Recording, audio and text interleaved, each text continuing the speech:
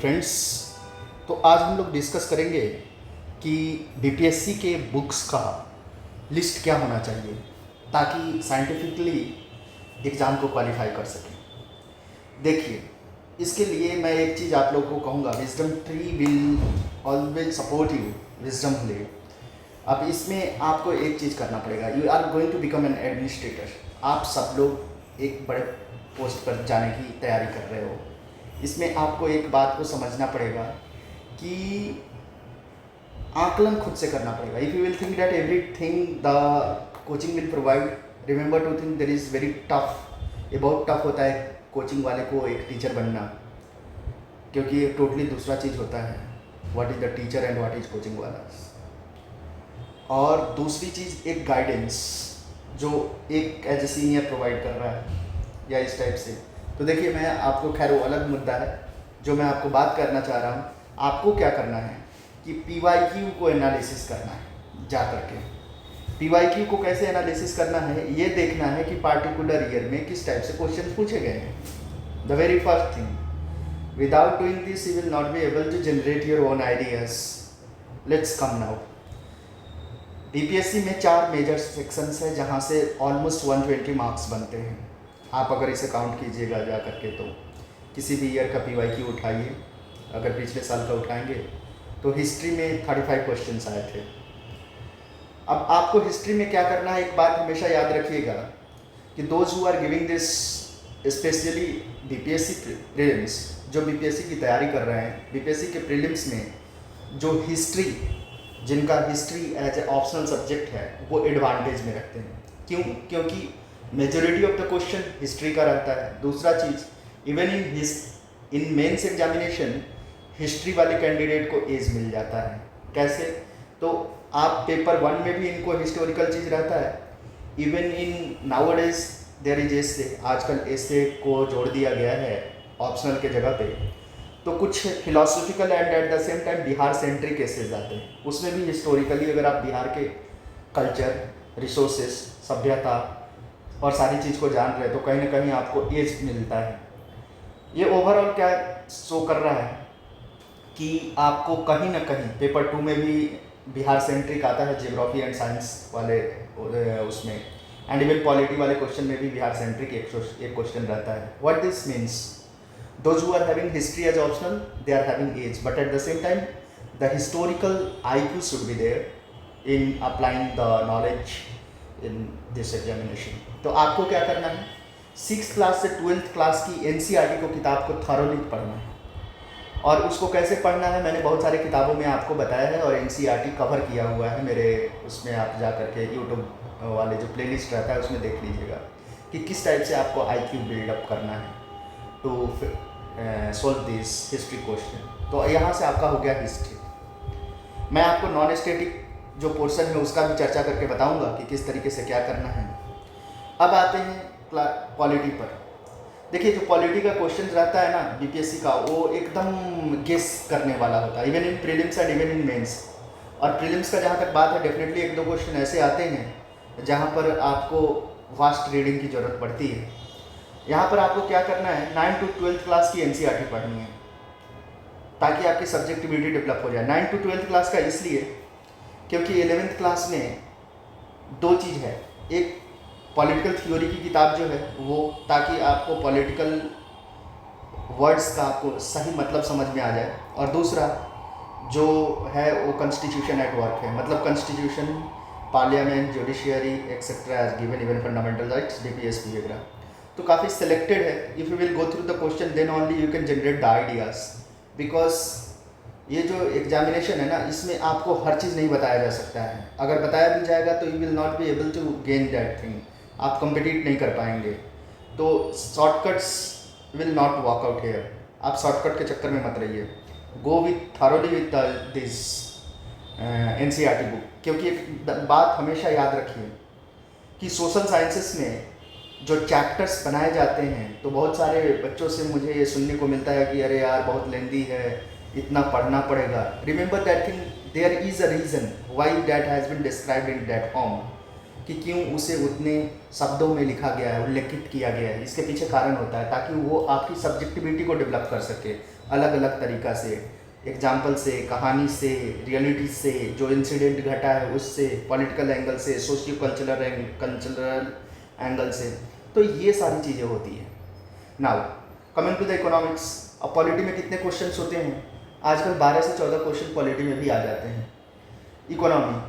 Economy में देखिए, आपको कोर इकोनॉमिकल IQ उस टाइप का नहीं डेवलप करना है जैसे ग्रेजुएशन में लोग पढ़ते हैं या मास्टर्स में इकोनॉमी को पढ़ते हैं। नो, BPSC का इकोनॉमिक्स जो होता है टोटली डिफरेंट होता है। How BPSC ask the question, this will become much more clear when you will go through the prelims question of BPSC।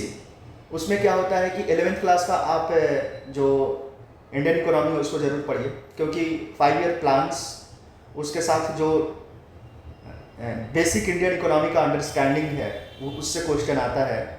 उसके साथ में जो आपका इकोनॉमिक डाटा है, specially budget survey, Bihar and India बहुत, किस स्कीम पर कितने रुपए की खर्च हुई, कितने का लागत लगा, कौन सा जो एग्रीकल्चरल प्लांट्स है उसकी प्रोडक्शन क्या है, ऑल सच क्वेश्चंस कम्स।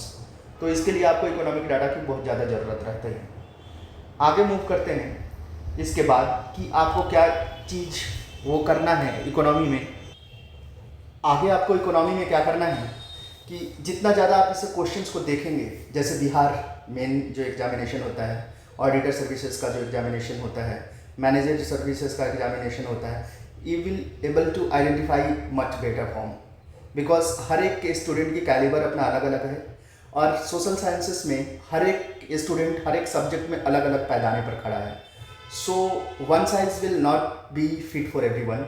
अगर मैं एक चीज़ बता दूं लिनियरली, वो सबके लिए फिट नहीं बैठेगा। इसीलिए मैं बार बार आपको कह रहा हूँ, try to go through this PYQ previous year question papers and try to analyse कि ये क्वेश्चंस कहाँ से आ रहा है।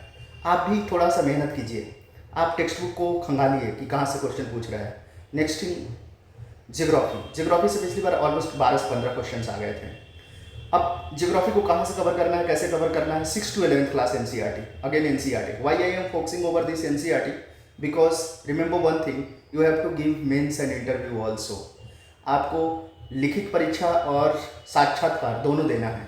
तो जब लिखित परीक्षा और साक्षात्कार दोनों देना है तो कहीं ना कहीं आपको आपके अंदर जो बेस है, फंडामेंटल है जियोग्राफी का, वो क्लियर होना चाहिए, क्योंकि आप एडमिनिस्ट्रेटर के रूप में काम करने जा रहे हैं। एक एडमिनिस्ट्रेटर जो होता है, जिस क्षेत्र में वो अपना सेवा देते रहता है, वहाँ का कल्चर, वहाँ के लोगों का वेशभूषा, रहन सहन, इकोनॉमिक, आर्थिक, भौगोलिक, हर चीज़ से वो उसका कनेक्टिविटी होता है, उसको अंडरस्टैंडिंग होनी चाहिए। तब जा कर के क्या होता है कि वो बेहतर रूप से अपने कार्य सेवा भार को दे पाता है। तो इन सारी चीज़ों को मद्देनज़र रखते हुए आप NCERT की किताबों को आप थॉरोली जाइएगा। नेक्स्ट हम लोग मूव करते हैं कि क्या इतना सफिशिएंट है? नो, आप एक कंपटीशन में पार्टिसिपेट कर रहे हैं तो आपको एज लेने के लिए कुछ रेफरेंसेस बुक को भी फॉलो करना पड़ेगा। अब वो रेफरेंस बुक क्या है? लूसेंट का आप कवर करके जाइएगा।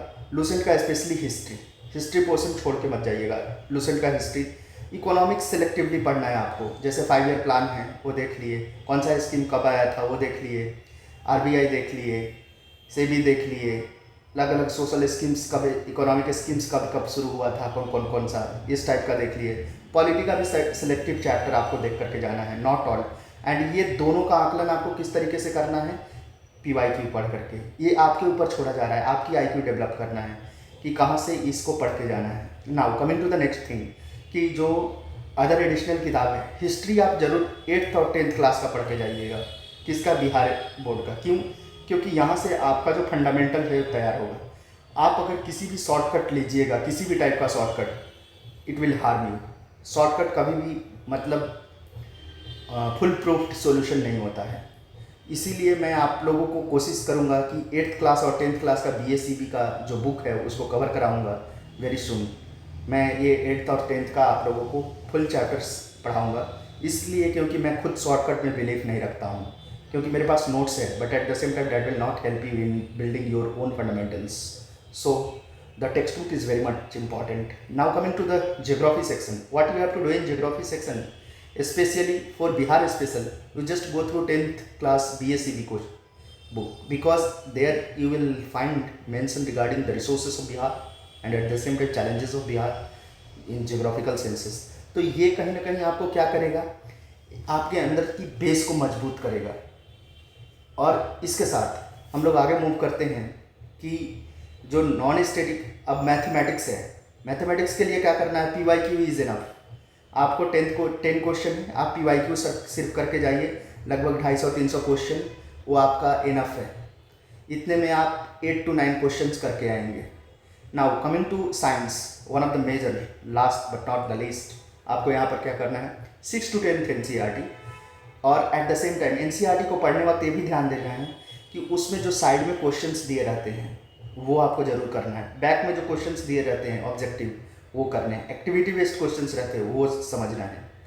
इसके साथ P Y Q go at least 3 times, और 11th-12th का सिलेक्टेड चैप्टर बायोलॉजी स्पेशली, क्योंकि यहाँ से क्वेश्चंस आ जाता है कुछ कुछ, तो हार्डली 4-5 टॉपिक ही यहाँ पर है 12th क्लास के बायोलॉजी में, आप वो देख लीजिएगा सेलेक्टिवली।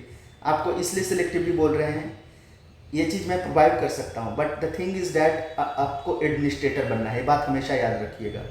अनटिल एंड अनलेस आपका ब्रेन नहीं काम करवाइएगा ब्रेन से, it will not gate skilled. So skill up your brain. Let's move non static portion. Non static portion में हमारा क्या आ जाता है, तो करंट अफेयर्स। करंट अफेयर्स को कैसे देखना है, तो 2 चीज़ है यहाँ पे करंट अफेयर्स में, एक है बिहार स्पेशल, ठीक है, और एक है नेशनल एंड इंटरनेशनल। हमने नेशनल और इंटरनेशनल को एक साइड कर दिया है, और बिहार स्पेशल। यहाँ पे आपको क्या करना है कि जो भी आपको अच्छा लगता है, those who have gone through this UPSC prelims, तो उनके पास 365 का एक एडवांटेज है कि उन्होंने 365 जरूर पढ़ा होगा। इसके साथ आपको क्या करना है कि जो स्टेट नेशनल लेवल की जो करंट अफेयर्स आता है, जो भी आपको अच्छा लगता है, चाहे स्पीडी हो, चाहे ल्यूटेरिया हो, परफेक्शन हो, दृष्टि हो, इस घटना चक्र हो, जो भी आपको अच्छा लगता है उसको आप फॉलो कीजिए, इसमें कोई दिक्कत नहीं है। Now coming to the Bihar special. Bihar special में आपको क्या करना है, पीआईबी में बिहार स्पेशल जो न्यूज़ है वो, फिर उसके बाद आईपीआरडी जो है बिहार का इंफॉर्मेशन का जो गवर्नमेंट साइट है, इसको जरूर देखिए। This will give you the edge, और डेफिनेटली बहुत सारे परफेक्शन आई है, संजय सिंह सर का, स्पीडी का, बहुत सारे का करंट अफेयर्स रहता है। आप कोई भी करंट अफेयर्स को जा करके पढ़ लीजिए, मेजरली कंटेंट सेम रहता है, majorly. Now coming to the next thing कि अब आपको एज कैसे लेना है, how to skill up your preparation. अब प्रिपरेशन को स्किल अप करने के लिए एक चीज़ और आपको करना है, at least 2 years of question paper के थ्रू जाइए। जितने भी स्टेट पीसीएस रिसेंटली पिछले 2 साल में हुआ है, उसके करंट अफेयर्स को एक साइड लिख लीजिए, 2 का। And at the same time UPSC ने जितने भी एग्जाम कंडक्ट किया है, CAPF, NDA, CDS, geographical services, economical services, engineering services, इसका आप 2 years का करंट अफेयर्स जो है उसको नोट डाउन कर लीजिए, एंड को रिलेट करने की कोशिश कीजिए कि क्या सिमिलरिटीज़ है। डैट मीन्स कि which of the areas are very much important for the aspirants which UPSC is looking forward from us, and at the same time state PCS। इससे क्या होगा कि आप आइडेंटिफाई कर सकेंगे कि गवर्नमेंट के एंगल से कौन कौन सी जो करंट अफेयर्स चल रहा है वो इम्पॉर्टेंट है, जो वो सोच रहे हैं कि एस्पिरेंट को जवाब देना चाहिए। इससे क्या होगा कि आप जो इम्पॉर्टेंट करंट अफेयर्स हैं वो आपको समझ में आ जाएगा। So these were the things. देखिए, इस चीज़ को बताने के पीछे ना आपको एक साइंटिफिक रीजन है कि why you have to go through this. Remember one thing, you have, आपको सिर्फ प्रीलिम्स नहीं क्वालिफाई करना है, आपको मेंस भी देना है, इंटरव्यू भी देना है, और फाइनल मेरिट लिस्ट में भी आना है।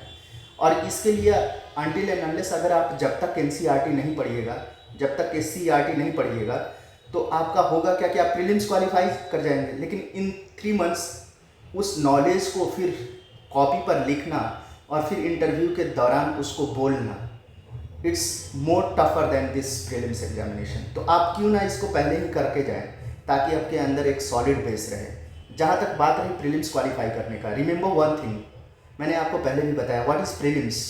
Prelims is training your mind with memories and at the same time skilling your abilities with less negative mark. आपको ये 2 चीज़ कैसे आएगा, प्रैक्टिस से आएगा। तो the more you will practice, आप रिजल्ट क्वालिफाई करने के उतने ही नज़दीक रहेंगे। एंड मुझे ऐसा लग रहा है कि आपको अब समझ में आ गया होगा कि क्यों विजडम ट्री बार बार आप लोगों को कह रहा है कि आप एनसीईआरटी पढ़िए, क्योंकि इससे आपका फाउंडेशन स्ट्रांग होगा। और ख़ास करके जो बच्चे गांव के एरिया में रहते हैं, उनके लिए एक वरदान है कि उन्होंने बिहार की किताबें पढ़ी होगी। वो किताब काफ़ी ज़्यादा साइंटिफिकली वो है, बिहार की जो हिस्ट्री है specially, that is very much good books. I have gone through those books, then I am only saying. And at the same time जो जियोग्राफी की भी किताब है बिहार के स्पेशल, बट उसमें एक दिक्कत है बिहार वाली किताब में कि 2018 एडिशन ही अवेलेबल है, और उस 2018 वाले एडिशन में बहुत सारे डाटा बहुत पुराने हैं, तो आप उस डाटा को आज के डाटा के अनुसार मैच कर लीजिएगा। That's it, thank you for watching this wisdom tree.